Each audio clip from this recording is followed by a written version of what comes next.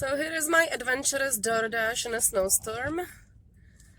It's been a slice. I mean, I've been on the road now for an hour and a half. I've had up to 3 stacked orders because probably less drivers. But you definitely want to have a brand new snow tires, which I do at this point. Sorry, I'm drying my gloves on. And this is how the roads look like. Wish me luck. By the way, I absolutely hate driving in the snow. But you know, when this becomes your job, well, dashing in the snow is lots of fun. Alright, well, I started in good spirits, but I'm done. I have been on the road for an hour and a half.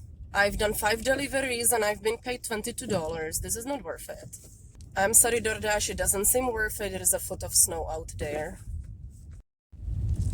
Also, apparently I need to figure out better mounting of my camera. It just keeps falling over. Well, thank you for watching, Doordash Mom.